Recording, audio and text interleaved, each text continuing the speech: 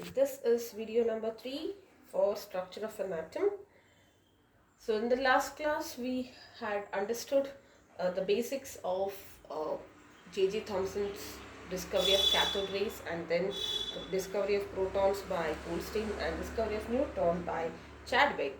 Following which Rutherford, he made some experiment, that's the alpha ray scattering or the gold foil experiment, which gave his take on the structure of an atom. Okay, now the next model was given by Niels Bohr, and before we even try to understand what is this Niels Bohr atomic model and what are its advantages or what are its limitations, we have to understand in between the Rutherford's model and the Niels Bohr model, there were so many developments that led to Niels Bohr's model. Okay, so what developments took place in between? Now these developments were parallelly happening. It is nothing like, the intention was to help or contribute to the structure of an atom. Okay, those discoveries were happening parallelly. Okay, without any link between the structure of an atom. But when Bohr contributed, or when Bohr was studying about the structure of an atom, he made a study of all this, which helped him to come up with whatever structure he has given. Okay, so first of all, in the year 1895, Roentgen, he discovered X-rays.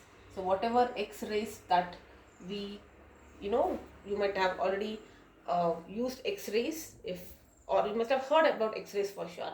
That was discovered by Roentgen. Okay, and it based on a similar experiment, that is the cathode ray experiment. X-rays which came out of the tube, it illuminated the screen, and X-rays had a special property that they could penetrate, and that's how you get that X-ray image. It can easily penetrate to our skin, but it cannot penetrate through our bones, and that's how it gives an image which we can print, and the doctors can analyze what is wrong with our bone system, right? So yes, and followed by Henry Becquerel. Okay, Henry Becquerel, he discovered radioactivity. What is this radioactivity? You'll be learning this in detail in class 12. But the radioactivity is a phenomenon wherein there are some elements which are radioactive in nature, usually atomic number 80 plus onwards in the periodic table. So they are said to be radioactive. And what is the meaning of radioactive? They randomly, we cannot predict when can it happen, they randomly start splitting. All right, they randomly start splitting into lighter, because they are unstable, they start splitting into some lighter elements, and in that course they give out radiations.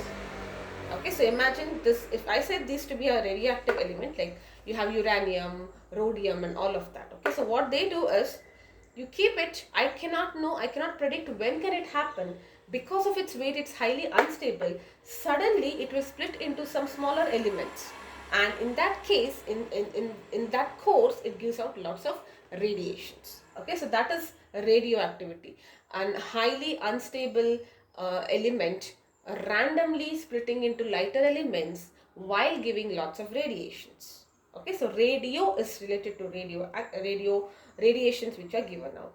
And Henry Becquerel's experiment, now how the discovery of uranium. Okay, so what happened was, he was conducting some experiments, and there was a locker in his home. He kept whatever elements in that locker. There was already uranium, and he was conducting some experiment related to photographic film or photographic plate.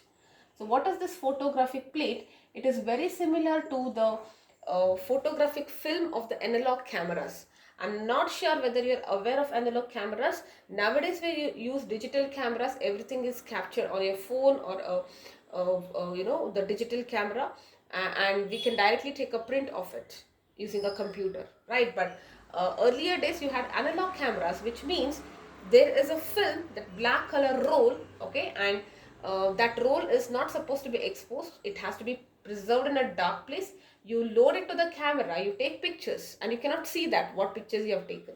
Okay, and then you have to develop it. okay, in the presence of silver chloride salt. That is what we call as photographic plate. And what is the property of photographic plate? If at all it is exposed to sunlight, you can figure out that it has, whatever it has captured, it is lost basically. So now he was not aware uranium was, people did not know that uranium is radioactive back in those days. So uranium was placed in the locker, and he was experimenting on photographic film, and he placed this photographic film also in the locker, and it was not exposed to anything because it is very safely kept in the locker. All right, but after some days, when he wanted to use that photographic plate, he started opening his locker, and when he saw that it was already exposed. What is the meaning of exposed? Some radiations fall on it, and you can no longer use that photographic film because it's already exposed to some other radiations. Now the question which came to his mind was, how did it get exposed? Because I did not keep it out in the sun. It was already kept in a very dark place. Then there were no chances of it getting exposed. Yet it got exposed. So what could be the possible reason? And that's when he figured out that most likely this uranium was the culprit. It might have given some radiations randomly, and that could have probably exposed the photographic film. And these radiations are of course invisible to the eyes. And over a period of time, the study people started studying this kind of metals, elements like uranium and all that, and that's how they discovered the principle or the concept of radioactivity. Okay, so this is one discovery. This is the second discovery. Similarly, there came a study of dual character of electromagnetic radiations. Dual character. What is the meaning of dual character? Now, what are electromagnetic radiations? I will tell you in a while, okay? But you had limited your study to, we studied reflection, refraction, everything with respect to light. And consider light is like a fruit. Like, for example, it is a particular fruit, like mango. But there are many such fruits like mangoes. And the collection of different fruit is making that big fruit set. And that is nothing but your electromagnetic radiation. It's a collection of so many radiations, of which your visible light is a part. Okay, one such is visible light. You have ultraviolet, X-rays, and then microwaves, radio waves, and all of that, which we will talk about. Okay, now we understood that we studied light. Specifically, we only studied light. We never studied about other electromagnetic radiations. But when we studied light, we studied different properties like reflection, refraction, and things like that. And we understood that it is behaving like a wave. Light is a wave. It's a transverse wave. And also, dual character means sometimes it is wave-like, and sometimes the light behaves as if it is made up of particles. Now, this thing we are going to do in detail. What is the meaning of light is made up of particles? I cannot see particles. I can see that right now. I can see that you are able to see this very black board because there is sunlight which is incident on it. But I cannot see any particles. Correct? So we will understand wave nature. We have already studied when we discussed reflection, refraction. What is this particle like? And since it has both wave-like feature as well as particle-like feature, they considered that electromagnetic radiation has dual nature or dual character. Okay, so this is the third discovery. And fourth one is the concept of atomic spectrum. You know what is spectrum? We discussed this when we were doing the study of prism, that you have a prism, you make the white light or the sunlight incident on it. The prism is capable of dispersing the light into its constituent colors, and these constituent colors, when they are placed or when they are incident on a photographic film, they create a spectrum, right? So that is the band of colors that you see is nothing but spectrum. Now what is this atomic spectrum? Atoms, when exposed, okay, when you expose an atoms, they would also create a spectrum on the photographic film. That means you take some atoms, sodium atom, potassium atom, some elements, particular atoms, and then you expose some kind of radiations on it. Okay, when the radiations are incident, these atoms emit some kind of radiation, and when they are filmed on a photographic film. Okay, this photographic film, if you study, they realize that a particular atom is having a particular pattern here. Like sodium has one kind of pattern, Potassium will have a different kind of pattern. So that these spectral lines is what would decide the property of that particular element. Okay, so depending on it's like, imagine this to be your answer paper. Okay, now the radiations are like teachers and atoms are like students. Okay, now there is a sodium student, there is a potassium student, there is a chlorine student, they're all students. The same teacher is teaching all of them. Okay, but depending on the students, they start emitting, they start writing things, writing whatever questions has been asked on the answer paper, and the answer paper's pattern will be different for different students. Doesn't make sense. And if a teacher is closely associated, they can figure out that, it is the way this person is writing. I can see that, okay, this paper has to be written by this person.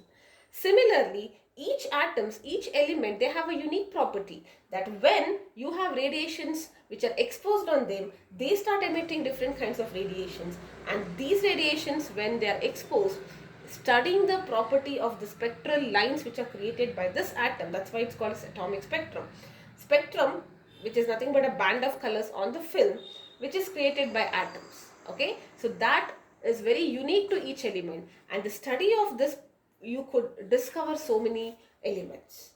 All right, so these are the first 4 changes. Now let us talk about electromagnetic radiations in detail. There are many more changes, but we are just slowly, there is no order as such. The discovery of X-rays helped Niels Bohr.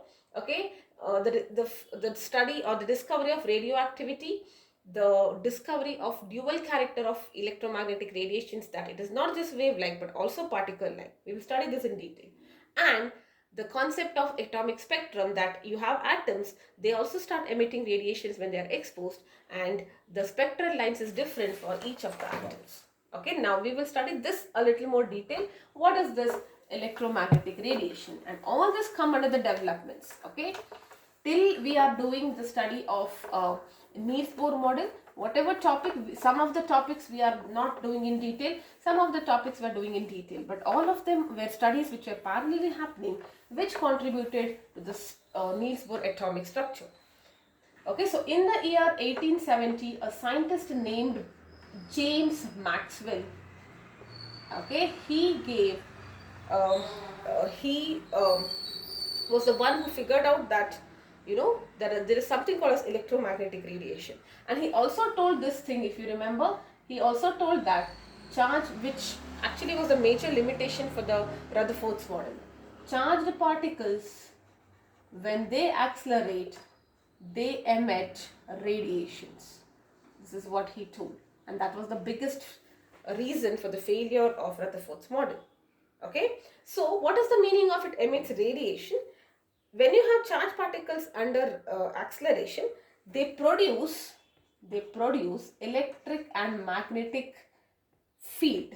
Okay, they produce electric and magnetic field which are perpendicular to each other and also to the direction of propagation. What is the meaning of this? Visualize this, that let us say this is a charged particle, this is an electron, it's a charged particle, and it is accelerating, it is going with a different speed and changing its velocity and all that. So it creates a field around it, and that's nothing but electric field. You study this in the next year. All right, so whenever you have a charged particle, if it is stationary, there is always an electric field around it. But if it starts accelerating, then there is also a magnetic field around it. It produces an electric as well as magnetic field.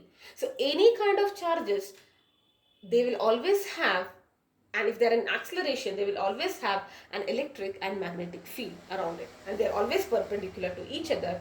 They are also, this electric field and magnetic field is also perpendicular to the propagation of wave. What is the meaning of this? Let us say the electron is moving in this direction, x direction. Okay, then the electric field will be in this direction towards you, and the magnetic field may be in this direction, that is towards the floor. Okay, so all of this are perpendicular to each other. So the direction in which the wave or the charged particle is propagating, and the electric field and the magnetic field which is produced by the accelerated charged particle, they are all perpendicular to each other. An electromagnetic wave, unlike sound waves, require no medium, absolutely no medium is required. Alright, next, what are the characteristics that define them? The characteristics that define them is the wavelength and the frequency.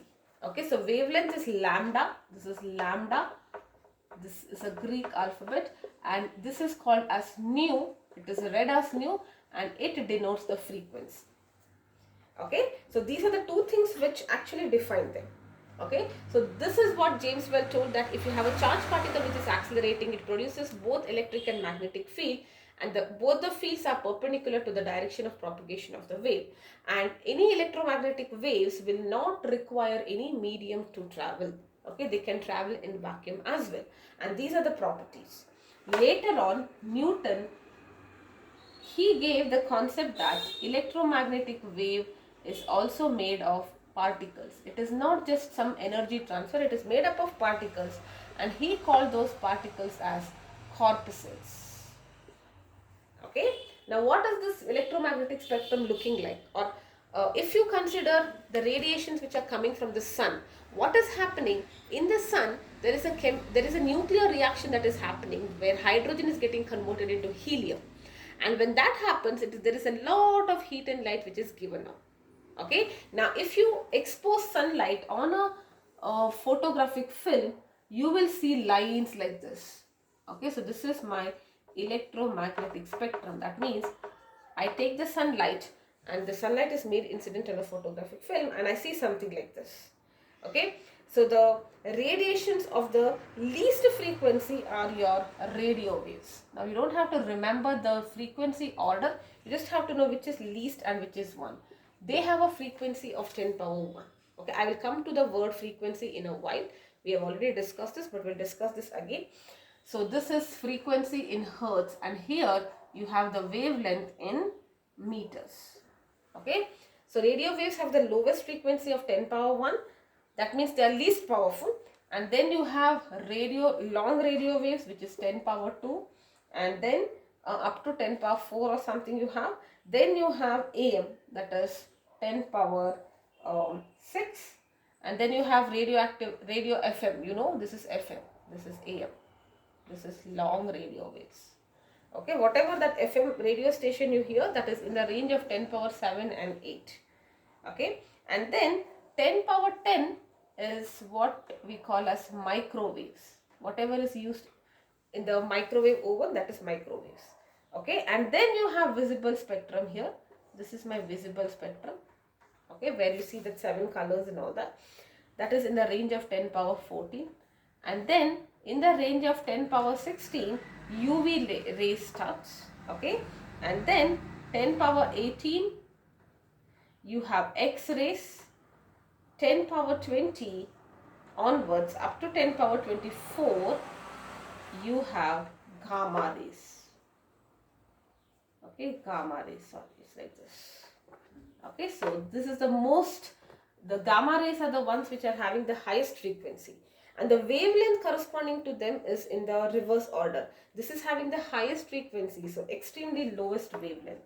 So it is 10 power minus 16, 10 power minus 14, 10 power minus 10, and so on. And here this is 10 power 8. Look at that.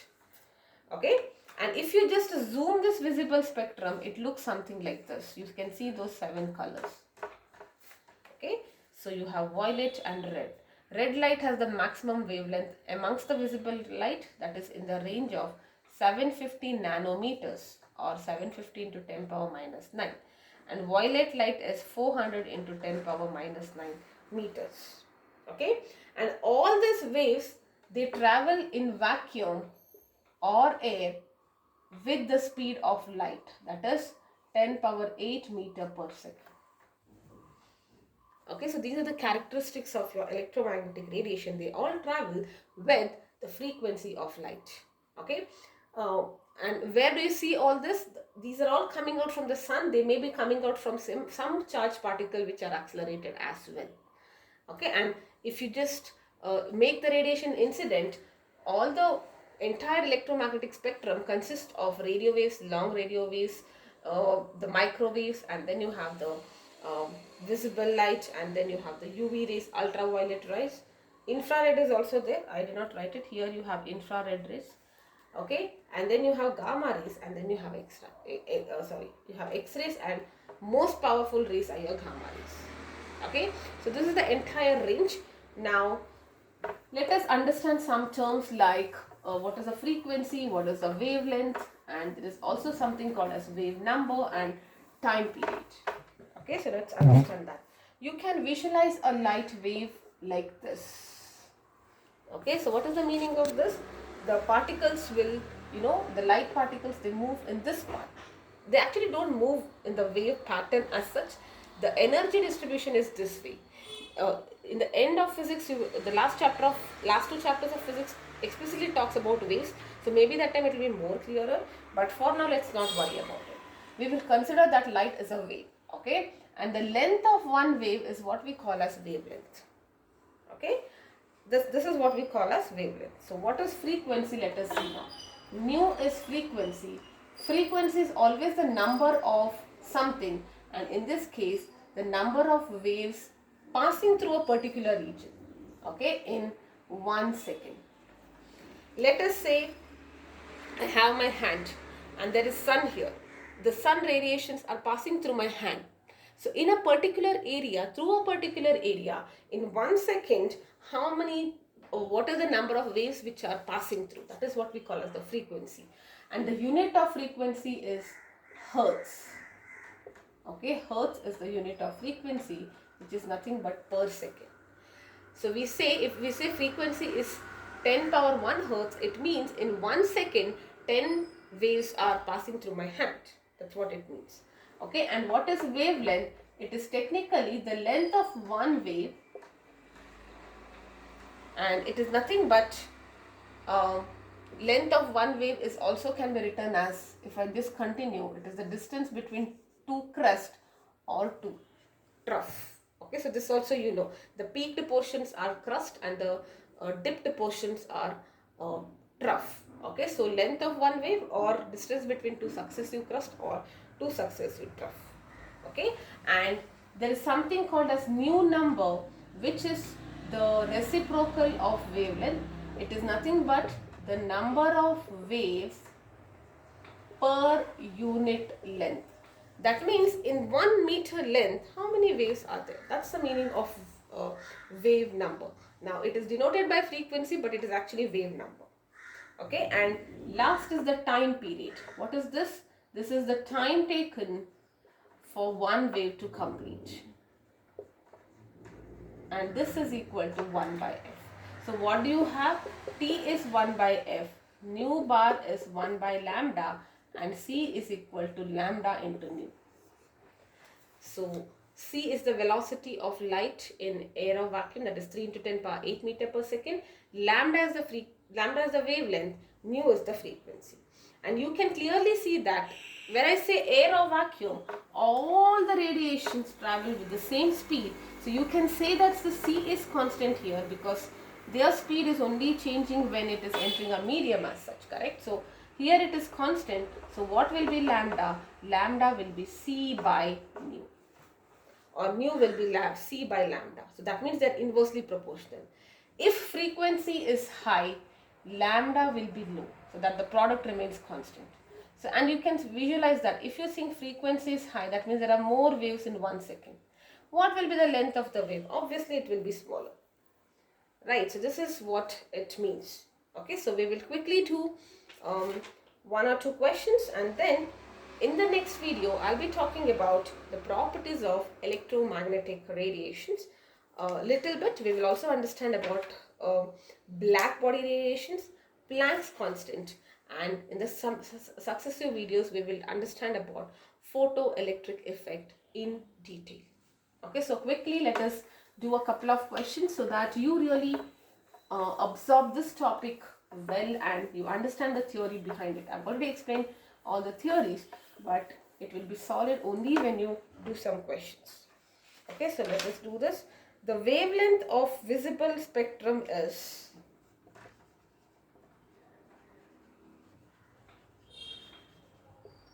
the wavelength of visible spectrum. What is this visible spectrum?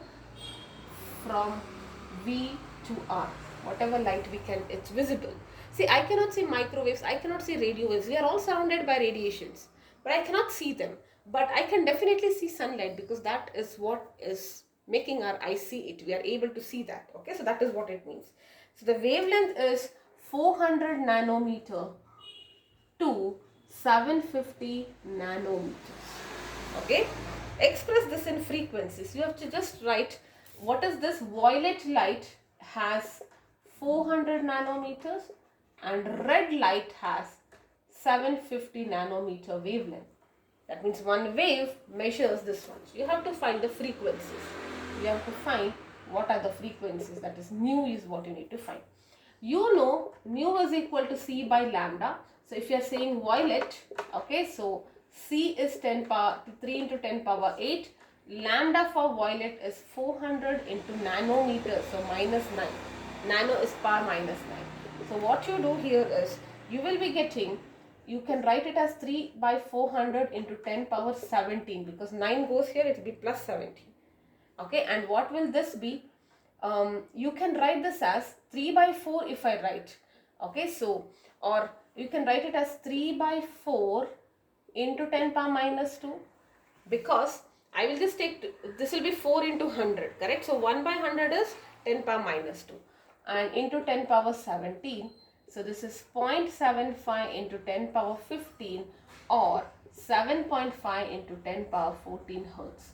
We have to write it in scientific notation, 1 decibel only. Okay, so that's why we are just making this arrangements. I hope you understood what did I do. How do I convert this into this format? So you just want to shift the decimal one place to the right. So you will multiply by 10 power 1, multiply by 10 power minus 1, so that this value is not affecting. You will take this value and shift it, and these two you will combine. That is how you get 10 power 14. Always your answer should be in the scientific notation like this. Okay, so similarly we will calculate the nu of red radiations. Okay, and what is that? 3 into 10 power 8 divided by 750 into 10 power minus 9. And this also comes out to be 4 into 10 power 14 hertz. It is not also, and you can clearly see that red light has the highest wavelength amongst the visible spectrum. It has a low frequency. Okay, it's always inversely proportional. We have seen it right here. Alright, so one more question and we are done. Then we talk about properties of electromagnetic radiations in the next video. Alright, next. Calculate the wave number. You have to find what is the wave number. Number of waves in unit length. Okay. Frequency of yellow radiation. What is the frequency of yellow radiation? Having the wavelength is equal to 5800 angstrom. This is the wavelength of this thing. Okay. So you can right away calculate the frequency, correct? So frequency of yellow is C by lambda yellow. C is 10 power 8, 3 into 10 power 8, and lambda is 5800 into 10 power minus 10. Angstrom to meters is 10 power minus 10. Nano is 10 power minus 9. Micro is 10 power minus 6. Okay, so all these are super duper important. So again it will be 3 by 58 into 10 power minus 2 into 10 power 18, because this will come here, 10 plus 8 18, this 2 will be like this. And what is that? Final answer will be 5.172 into 10 power 14 hertz. You can just check the way you do it and make sure your final answer should be in the scientific notation. Okay, so first part is done. You have to calculate nu bar. Nu bar is nothing but number of waves per unit length. So you already know lambda, so it is into 10 power minus 10. So it will be 1.724 into 10 power 6 per meters. What is the unit of nu bar? Per meter, because it's like the number of waves in 1 meter length or something. So it's always per meter here. Alright, so that's it about the electromagnetic radiations. In the next video, I'll be talking about the properties of electromagnetic radiations, and then black body radiations and Planck's constant. Okay, so Then you have photoelectric effect, followed by some numericals, and then the next topic is about atomic spectrum. Okay, so you can revise till here. I'll keep uploading more videos. Bye bye for now.